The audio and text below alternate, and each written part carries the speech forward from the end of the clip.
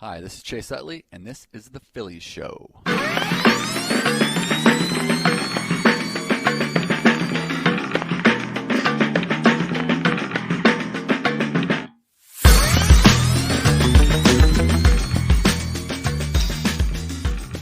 Hello, everybody. Welcome to the Phillies Show with Ruben Amaro Jr., Jim Salisbury, Todd Zolecki, brought to you by the Foul Territory Network. It's Monday morning, September 30th, 2024. The Phillies played their final weekend of the regular season. Guys, how are we doing going into the bye week? You need the rest? Do you guys feel like you need the rest going into the bye week? Been a long year. What do you think? No? It has been a long year for that team. 162 games, man. It's just like no other schedule in sports. It is a grind. And they always talk about you want to keep playing or you want to get the time off. And I think where this team is with its age and a couple guys banged up and getting some pitching, some rest, that week off could be valuable. But we're going to have to – hopefully the intensity ramps up on Saturday because didn't see a ton of it over the weekend in Washington. Yeah, I mean, I think that this there's been a lot of talk about whether, these teams that do have the bye, that they can't, they're not ready to go. They don't have the intensity. They it's too much time off, et cetera, et cetera. Well, I call BS on it in a lot of ways. I do think that for teams that were super hot and were ramping up and getting into it, if those teams got time off, then that would sort of slow their momentum down. Right. But those teams are basically teams that are going to be in wild card play anyway, and they continue to play, throughout. So until they get knocked out. And so I don't really think that's that big of a deal. I will say this. If there's a team that has the ability to flip the switch on, I think this team does. The Phillies do, just because they have some veteran guys. They've gone through it. They've been there. They've done it. But I am concerned that they can switch turn that switch on, because offensively it's been light. And the pitching has not been terrific. The pitching obviously ahead of the hitting right now, but they need to play really, really good, like pristine baseball during the playoffs, or they're not going to be going very far at all. This is where the being at home, I think, is just going to help them. It's like, you talk about the 10th man. The 10th man is going to be huge for the Phillies because they could light the wick.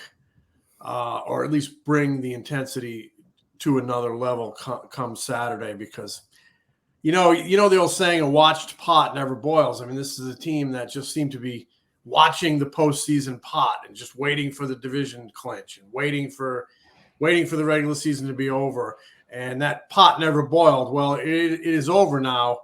And, the big thing that scares me in the postseason, and there's a lot that scares you that can go wrong, but this offense is so prone to lengthy periods of inconsistency, and you just don't want to see that. And I do think some intensity, the intensity of the home crowd in the postseason could impact them in a positive way in that area. So this week, the Phillies, they're going to be off on Monday. Tuesday, they're going to have a workout at the ballpark. Some guys are going to throw like a live BP. I guess some guys can stand in. Wednesday, they're going to have an inter-squad game. Rob Thompson is going to pick the teams. He's going to name a couple captains to run those teams, and they're going to play a full-on game. They're going to have the walk-up music, the scoreboard going. They're going to have some crowd noise. They're going to do everything that they can to make it feel like a game as much as possible. And I said, you going to have anything on the line, or is this going to be just a bragging rights situation? And he said, I feel like we need to kind of throw another carrot out there for them to get these guys, to kind of get them fired up to play that game. So I don't know. I don't know what that is going to be. Maybe, one team buys the other team dinner at Butcher and Singer or something like that downtown in Center City or something like that. I don't know what, but they're going to do that on Wednesday. Thursday, they're going to have another workout, maybe some live BPs. Friday, of course, is the mandatory workout. And in between that, talking to some of the hitters this weekend, they, they're going to get in the high velocity machine, step in and face that. They're going to step in and face the traject machine. That's the one that, fans that don't know, it's kind of like the simulation, shows you video of the guy throwing the arm slot, all that stuff with the exact spin of the pitches that they might be facing, the velocity that they might be facing. And so they seem to think there's going to be enough technology and enough different things they can do to stay sharp. The one thing that I think should encourage fans is that they seem intent on not using the bye week as an excuse. The Braves mentioned the bye week cooling the bats each of the past 2 postseasons, and that kind of irked the Phillies, I think, a little bit, kind of maybe diminishing their accomplishment of upsetting the Braves. And so they seem really intent on going into this week saying, this is not an excuse. So do your work, have some intensity to it, have some purpose to it, because we're not going to go in and maybe if something bad happens in game 1, go, oh man, the layoff really killed us. How are we supposed to hit? We had 5 days off. As Trey Turner pointed out, in 2019, they had 6 days off between the NLCS and the World Series. They won the first 2 games of the World Series. So the Houston Astros have handled the bye week pretty well the past few years when they've had it. So it can be done. And so they seem to have the right mindset anyway going in to the bye week. So they don't know who they're going to play yet. Nobody knows who they're going to play yet. So so the Braves and Mets today, guys, they are playing a doubleheader. You guys have all this. You guys know all this, how this is all going to work, or no? No clue. No. Yeah. So the Phillies are going to play the Brewers, who are the number 3 seed, or the number 6 seed. They will not. The Phillies will not play the Braves in the first round in the NLDS, because the Braves, if they're in, they're going to be the number 5 seed. So the Braves and Mets play a doubleheader today. If there is a split, the Braves will be the number 5 seed and fly to San Diego to play the Padres on Tuesday night. The Mets will be the number 6 seed and fly back to Milwaukee. They were just in Milwaukee. They'll fly back to Milwaukee. If either team sweeps, they'll be the number 5 seed and play San Diego. Then the Diamondbacks, who are sitting at home right now in Arizona, will fly to Philly or fly to Milwaukee to play the Brewers in the NLDS. So it's going to be the Brewers, the Mets, or the Diamondbacks. And what's interesting is how they set up their pitching. The Braves are pitching Spencer Schwallenbach in game 1. The Mets are pitching Tyler McGill. The Braves are holding back Chris Sale to pitch game 2 if needed. And obviously, if they don't need it, they'll hold him and have him pitch game 1 of the division series. What do you guys think of the setup today? Going to be some must-see TV. Going to be a lot of intensity. I remember when I was a kid, the Red Sox in '78, the Red Sox and Yankees had a 1-game playoff. The Red Sox blew a 14-game lead. They had a 14-game lead in July, and they played that 1-game playoff in '78. And I was playing a middle school soccer game, and my mother had the radio on the sideline keeping me updated that game. And but the intensity, that game still goes down as one of the greatest ever. That special playoff game, the Bucky Dent game. Right. That's right. And so, you're going to have like 2 of them today. It's going to be pretty cool. So what happens if you win game 1, okay, say you're the Braves, in game 2, you pull back Chris Sale and you throw in all your last bullpen guys. Arizona's going, no. Yeah, you're right. But there is a rule, MLB that, throws a rule out there that says, you do have to do everything you possibly can to win a baseball game. Now, within reason, obviously, they want to put themselves in the right position going forward into the playoffs. It's going to be amazing to watch this thing develop. What was it a few years back when there was about 5 games that had an impact on the very last game of the season? I think Tampa Bay was part of that. I think the third baseman Longoria hit a big home run or something like that. There was all types of games. What was that, about 4 or 5 years ago, maybe longer? Are you thinking about 2011 when? That was. Was that 2011? That was the game. That was the night in Atlanta. We were watching that the night the Phillies season ended. They won their 102nd game.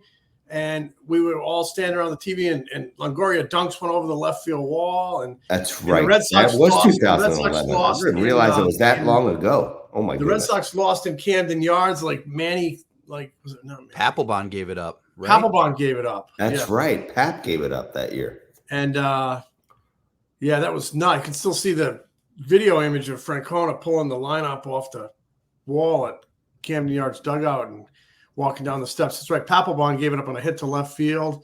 Yeah. And they couldn't make a play. That was a wild night. And that was the night John Mayberry came out of the shower and goes, "What happened?" And everybody's like, "What happened? You didn't Like, remember that, John?" I do remember that. That was very funny. Everybody's going nuts, and he's like totally clueless about what happened in that game.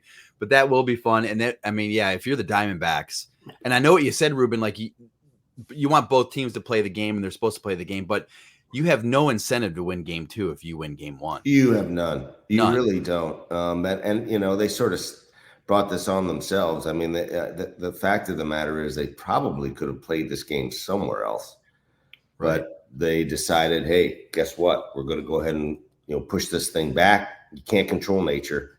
It is what it is. Hurricanes pop up, and that's stuff you can't deal with. But that said, that's rough. It's rough for the Arizona Diamondbacks, but it's life, man. I mean, every single game counts, and the game that you threw away, 4 weeks ago or 4 months ago ends up meaning something. I mean, that's why it's 162 games, but really every single game counts when they get right down to it. It's kind of crazy. The Braves continue to show a lot of guts, man. It's amazing. I mean, a few days ago they're 2 back of the Mets, and the Mets can't put it away. They lose up there in Milwaukee. Hoskins has that big night. The Braves.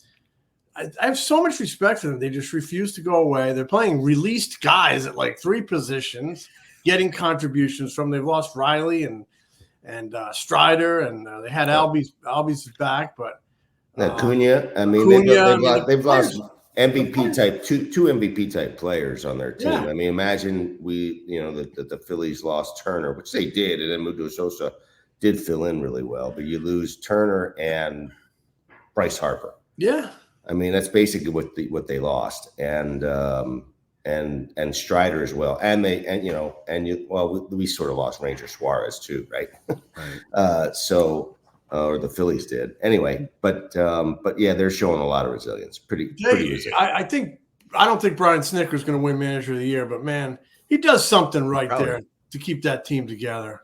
He sure does. And my concern is, and I know I like Alex Anthopoulos, but my concern is that he might get banged after this year if they don't get to the playoffs. And I can't imagine that happening. But listen, I mean, there was other guys who made playoffs. I mean, John Farrell made the playoffs. We won the division 2 years in a row. I mean, Busty Baker won over there in D.C. I mean, all types of guys have won in the past. Joe Girardi's won and gotten bagged. So,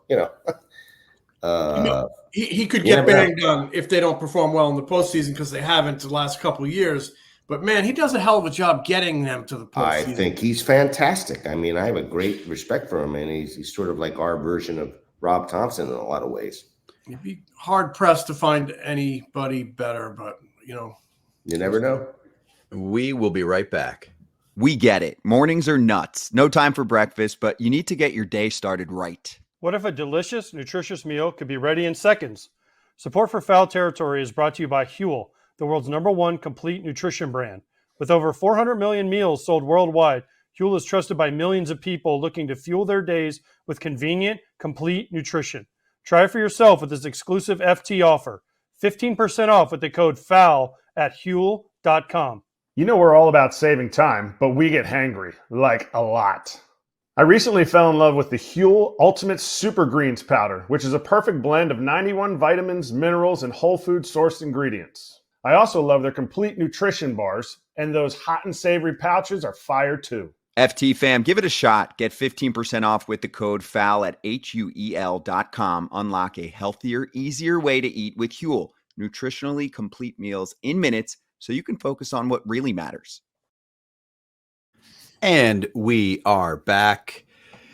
Hey, Todd, I want to talk about a couple of different things. Sure. We talk about the season, like the first half and the second half. And I put some numbers together yesterday. All right.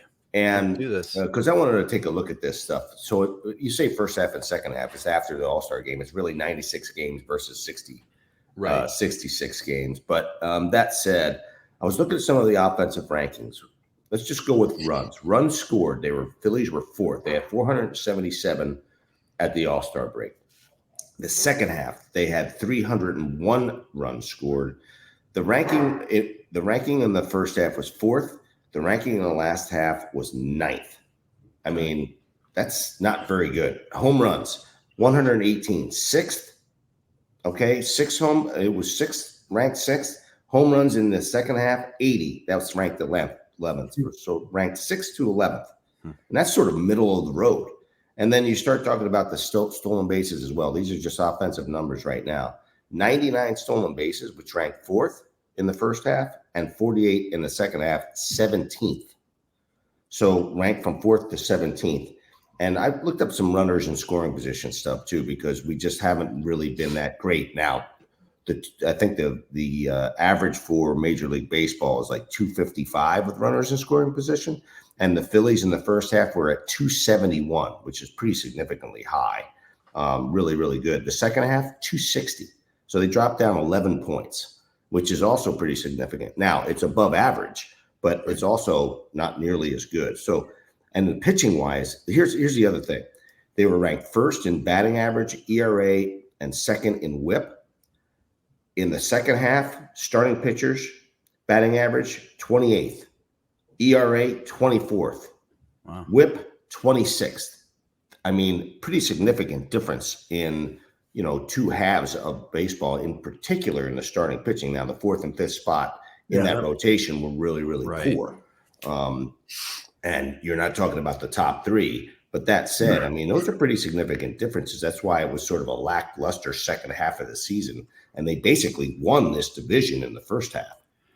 And I think that's why there's some Phillies fans are a little on edge, I think, going into the bye week and going into this postseason. And understandably. They can be really good. They won 95 games. They finished with the second best record in baseball. There's something to be said for that. But what have they seen the last few months? They've seen a lot of little warning signs here and there that make you think, could they get bumped out early? And I mean, you're right on pointing out the big reason on that starting pitching is the 4 and 5. I mean, they just couldn't put anything together there. The Ranger injury really hurt. I mean, Wheeler was exceptional down the stretch. His last 11 starts, he went at least 6 innings every time, sometimes 7, sometimes 8 once. Never gave up more than 2 runs. What a stretch he finished with. But to point it to 4 and 5, we know what a problem the 5 spot was. They could not find anybody, which is a significant organizational, I'll say, failure. And that's something they need to really work on. And then the Ranger injury or the Ranger drop off, whatever the heck you want to call it, remains to me one of the biggest confounding mysteries on this team. I mean, he goes on the IL with a back injury and he spends time there. Okay, there's something to point at. There's an injury, but he's been back for a while now, and he's really just shown a big drop off to where he was in the first half. And they're not going to put him on the mound if he's not healthy. So they're acknowledging he's healthy. What happened here? How old is he? 30? He's either 29 or 30. I'm not sure which, but there's it. How does a 29, 30-year-old guy just drop? Who was? I will say this, Jim. Maybe the best pitcher in baseball just kind of drop off the map. I do not know this for sure, but having watched him and seen him over the years, in the very first part of the season, he looked like he was, and we talked about this. He had a full spring training. He was in tremendous physical condition. I'm not sure it was because of the back injury. What came first, the chicken or the egg? Did he take care of himself and then just get a tweak in his back, or was he not taking care of himself during the course of the season such that he got injured because he was not in the physical conditioning that he needed to be in to perform over a course of 30 or 32 or 33 starts? And so that's my concern. So when he comes back, obviously with the back issue, is he able to work his body to get to the point where he's able to utilize his legs and his heart conditioning, whatever the case may be? Is he physically the same guy going onto the mound and competing against the best players in the world, or is he not? And so that's the concern I have, because you saw the guy come back off of the IL and his first couple of innings threw okay, and then all of a sudden the third inning, he looked like he was, sitting in a sauna somewhere. And so my concern was, and I don't know whether he couldn't condition because of his back or what the situation was, but it just seems to me like he didn't put himself he wasn't able to, or did not put himself in a position to be physically able to sustain the level of performance that he had.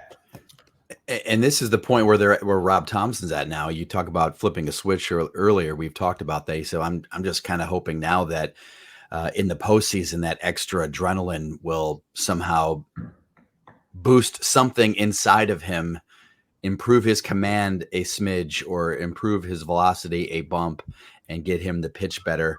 But the other night when he pitched in DC, that was after the game. You could sense Rob Thompson was definitely flummoxed by the incredible lack of progress in him. There's been moments where his command looks okay, but his velocity is way down. And then I think it was 2 starts ago, his velocity was up, but he was spraying the ball all over the place. And the other night in DC, it was just nothing was good. And so something's wrong. I don't know what it is. Yeah, something's just amiss. Yeah. I mean, I agree. We've said this for now a month. He does not look to be in shape. Yeah. And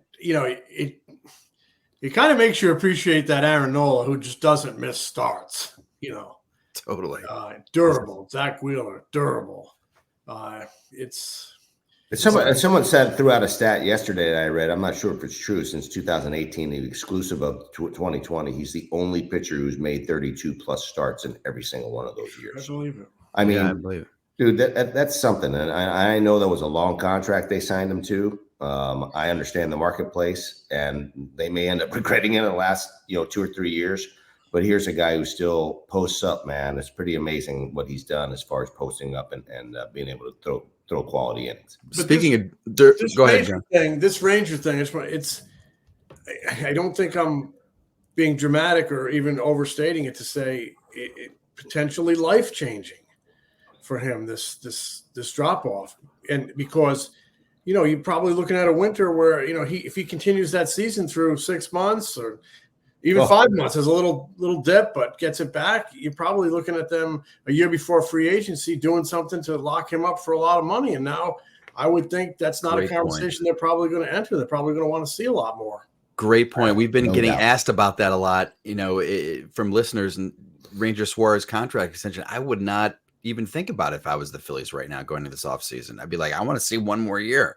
There's no rush. It'd be crazy. You'd kind of be crazy to go for long-term extension. And the Phillies aren't afraid to pay. I mean, if they see the performance, he comes back and he takes care of himself, and they know the guy as well as anybody. Yeah. And comes back and really performs, and has a Cy Young type year the next year, then they'll pay it. They'll pay.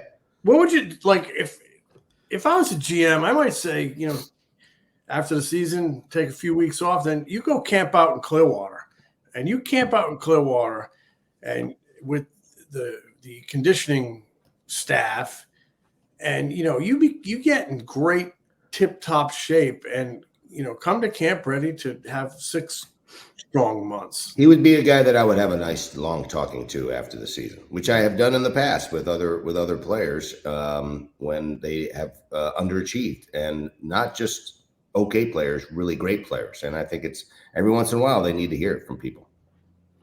Guys, let's talk Philly of the Week.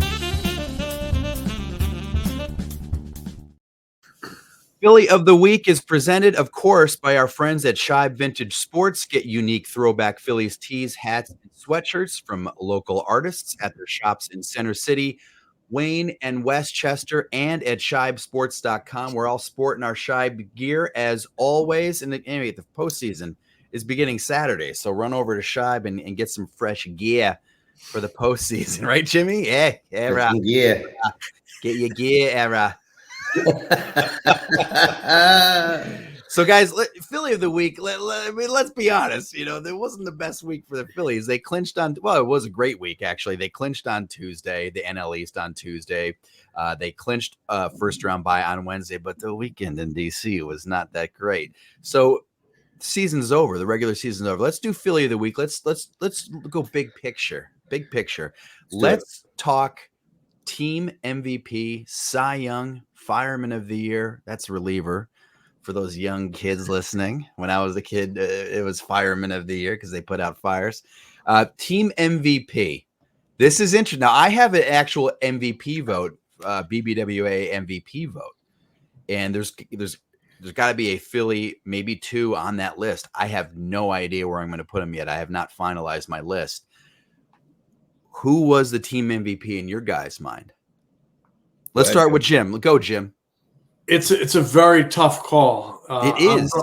I would go with Zach Wheeler. I'm just trying to think of, if heaven forbid, if I lost Zach Wheeler, where would this team be? So, conversely, having him, where is this team? I just think he had a great season. I think he's someone you can really depend on as a rock in the rotation. You know what you're going to get every fifth day. He's incredibly dependable, and he backed it up with great numbers, great performances. He was so strong down the stretches. I remember he's my MVP. I perished the thought of thinking what this team would be without him. So, Jim, you've done Cy Young votes and MVP votes, BBWA in the past. Are you a guy that has put a pitcher on the MVP ballot? Because some people won't do that. I would. You would, okay. I think you look at the job Sale did for that team down there in Atlanta this year. I think he would deserve to be on the ballot somewhere. But I can't remember if I've ever put a pitcher. I'm sure I have, though. I'm sure I have somewhere along the line. Did Gagne win the MVP one year? I think he did. Guillermo Hernandez won the MVP one year. Hernandez. He did. Signed by your father, right? Detroit. Yes, he was. Yeah, really. Original Philly. Right. Original Philly. I think he got traded for John Walkenfuss. Yes, I think he did. But I wouldn't have any reservations. I mean, I know you weight things differently for a guy who's on the field every day. I mean, I think we're going to see that in the National League Rookie of the Year voting with the kid from San Diego, Merrill, and Skeens. Yeah. But for me, Zach Wheeler, I just can't, imagine this team being where they, you mentioned they kind of won this division in the first half. And if that's the case, and I agree, they did it on the backs of their starting rotation. And he is the pillar on which this starting rotation is built. So he would be my team MVP. Hey, Harper, right there with him. You win Player of the Month twice. That's something. Yeah. Schwarber, right there with him. You lead off 14 games with home runs and you win 13 of them. That's value. And you look at the season he had. There's three guys I think you can't go wrong with. But I probably would go Wheeler. Go ahead, Todd. No, I would go Harper. Only because I when I do the MVP vote for the BBWA, I usually try to keep pitchers off because they have their own award. But I understand what you're saying, Jim. But I would go Harper just because of his consistency. I know he had that long stretch without a home run mid-season with the elbow and the wrist stuff. But he was NL Player of the Month in May and in June. His numbers are right there at the end, over 30 home runs. Man, you take him out of that lineup, it's a completely different lineup, of course. But Kyle Schwarber, that's the other guy that you sit there and you go, man, he's so steady at the top of the lineup, and he means so much to this team. You take him out of that leadoff spot, who hits leadoff? It's big. It's big. So, I would go Bryce Harper as my team MVP. What about you, Ruben? So I'm glad you guys went first because mine is Kyle Schwarber, and I'm going to tell you why Kyle Schwarber is the MVP for me. Here's a guy who hit under 200 last year. He decided to change his approach, hit 50 points higher this season. 50. Think about this for a second. 50 points better. He was north another like 25 or 30 on his on-base percentage. He didn't hit as many home runs, but his run production was even better this year than it was last year. I do run production. I do RBIs plus runs minus home runs divided by games played or games started. And his run production numbers were even better this year, even though he had less home runs. So this is guys producing more runs pretty much than anybody on that ball club. And I just feel like he brings so much more to the table than just his numbers. Mm-hmm. Ability to, one, be a great leader in the clubhouse, two, be sort of a spokesman for the team. I know Harper talks a lot. He's an important piece of it, but and the fact that he, again, I know he's a DH, but it was basically did it because it's the best thing for the team. His body doesn't, and probably would have broken down had he been playing in the outfield. Not a great outfielder. And I think it just made the team overall better ball club. And he just brings so much to the table on the daily basis, Listen, I get it about Harper and I get it about Wheeler as well. I love them both as players. But for me, it's Kyle Schwarber because he brings so much more to the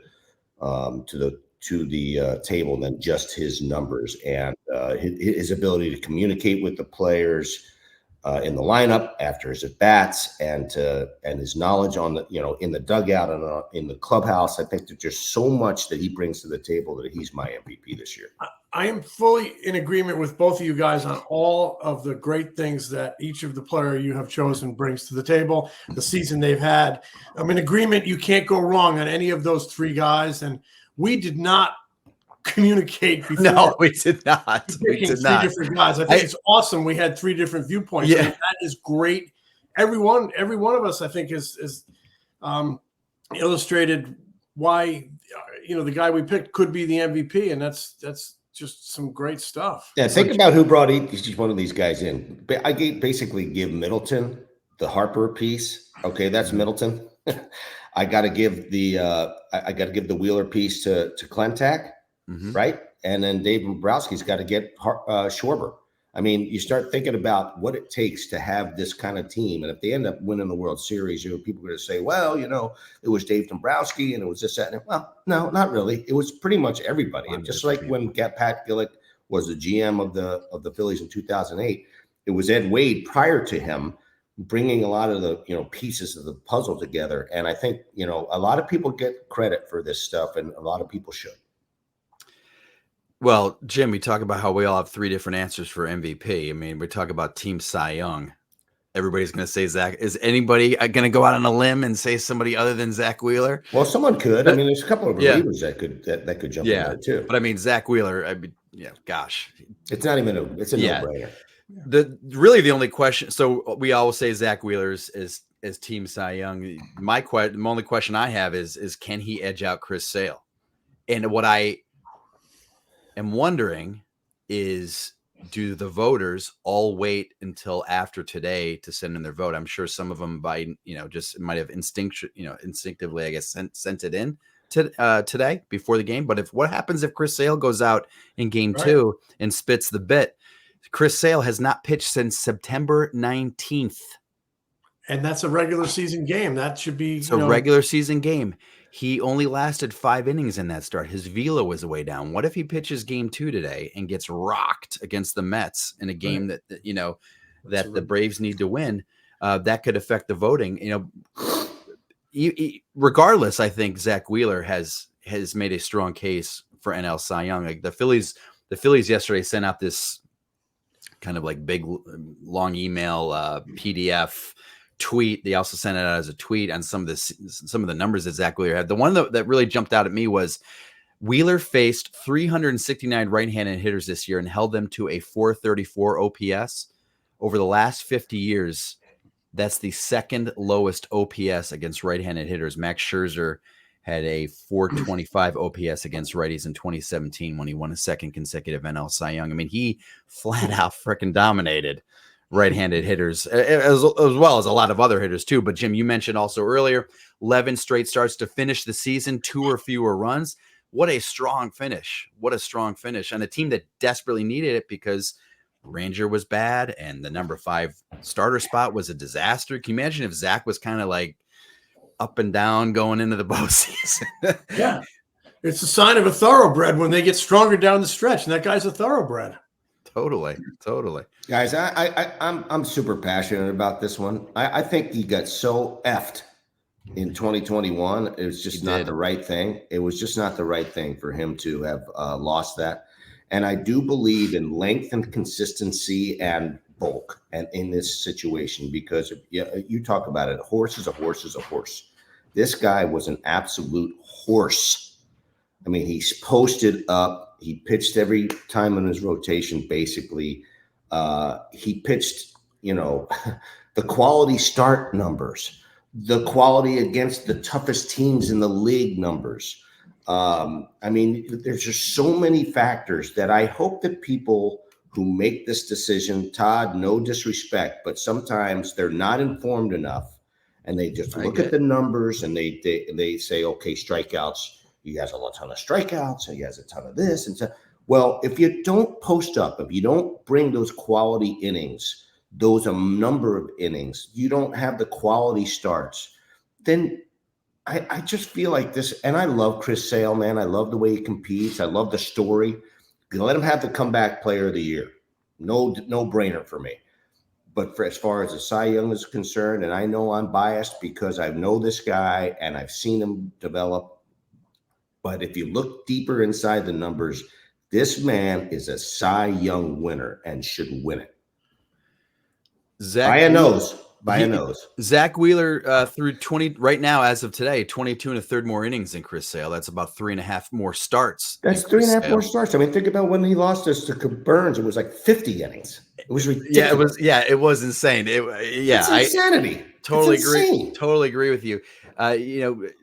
Some of the numbers, the durability numbers, I think really jump out at me. 3.5 more starts than Chris Sale by innings pitched, and just the fact that his ERA is right there with him. He's right there in strikeouts. He's right there in wins. He's right there in a lot of those stats. So, Zach Wheeler for me. What about Fireman of the Year? Who's your reliever of the year? Go ahead, guys.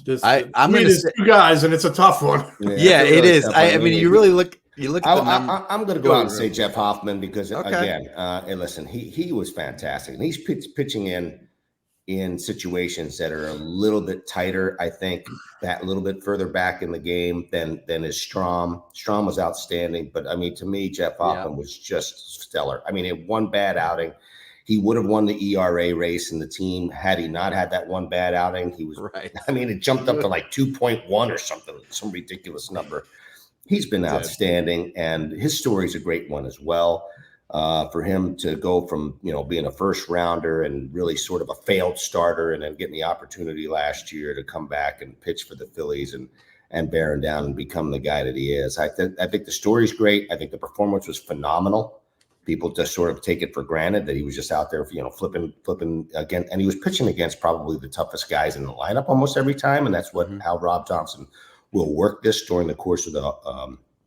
I believe he'll work this during the course of the playoffs. But I mean, his numbers, his performance, his ability to get strikeouts when he needs to. I got to go with Jeff Hoffman. Good stuff. Yeah, I guess I could argue with you on Strom, but like I said, I think they're both have been tremendous. Throughout the whole season. So I can't really pick one there. Maybe Hoffman by a nose, but Strom that has had an awesome season too. Incredible performance for this team. Probably, Hoffman by a nose. Ruben, like you said, he did pitch in those later innings against the bulk, the meat of the lineup usually. But look how close their seasons ended. Hoffman ERA 2.17, Strom 1.87. But like you said, Ruben, that last appearance that Jeff had was not good. It was 1.65 before 1.65 to 2.17. So it killed him. Whip, Matt Strom 0.75, Hoffman 0.96, opponent batting average against Strom 1.66, Hoffman 1.97. Walks very close. Strom had 11 walks and 62 2/3. Hoffman 66 1/3. He had 16 walks. So everything was right there at the end. So I think Jeff Hoffman gets the edge. And let's he made himself some money, didn't he? Yeah, I mean, he's going to be an free agent this year, man. Somebody's going to have to post up. Yeah, that's going to be interesting to see how. What would you do, Rubio? I would try to sign him to a 2-year deal, but he's not going to take a 2-year deal. He's going to take a 3-year deal. It's going to be somewhere between $12 and $15 million. We were talking about this the other day. It's a tough one, man. It's a tough one. You can't pay everybody. We were talking about this the other day, Todd and I. Somebody asked about Hoffman, and I drew the comparison to J.C. Romero. Both were released players. You brought in J.C. Romero. He pitched great in the postseason, and then he became a free agent. It was a tough decision. I think you had to actually kind of take the market a little upward and give him a 3-year deal. It was a tough call. But this is very similar to that, except it's going to be more than what JC got. Well, a lot more, maybe triple. The market was different then. Oh, way different. But Yeah. There is a little similarity. Released guys, and they've found great success here. Became such an important part of the team, and you really needed them going forward. It's very interesting. Really real cool discussion. So this week, guys, we get the Braves Mets doubleheader on Monday. We'll find out who they're playing. We've got some cool shows planned this week. Last week, we taped an episode with Charles Barkley, who is a Phillies fan, huge Phillies fan. And he's also entertaining as hell. So we talked with Charles. That episode's going to come tomorrow. I caught up with the Armentani brothers, and those are the guys that put together this post-game mix playlist that every Phillies fan that that connects with this team wants to know about. So they put together that post-game playlist because one of the things that connects this team with the fan base is how these guys like to party and a lot of the music. And so I caught up with those guys. We're going to run that this week. And then later this week, once we know who the Phillies are playing, it could happen, after game 2 or game 3 of the wild card series, we'll get together and then we'll come back and we'll break down the series, the NL Division Series which is begins Saturday. Game 1 is on Saturday, game 2 is on Sunday, and then they go on the road to wherever they are going to play. Could be Milwaukee, could be Arizona, could be New York. How would Matt Breen say Saturday? Saturday. Northeast Phillies, Matt Breen, Saturday. Nothing wrong with Northeast Philly, my brother. No, nothing wrong at all. Nothing wrong at all. You just Ron gotta Hurst, loud and proud. What did they just say? All right, guys. We'll be back. Yeah, remember, Charles Barkley, Armentani brothers, and then we'll be back later this week to break down the NLDS. That was fun. See you guys. See you later, boys. Smite, Jim.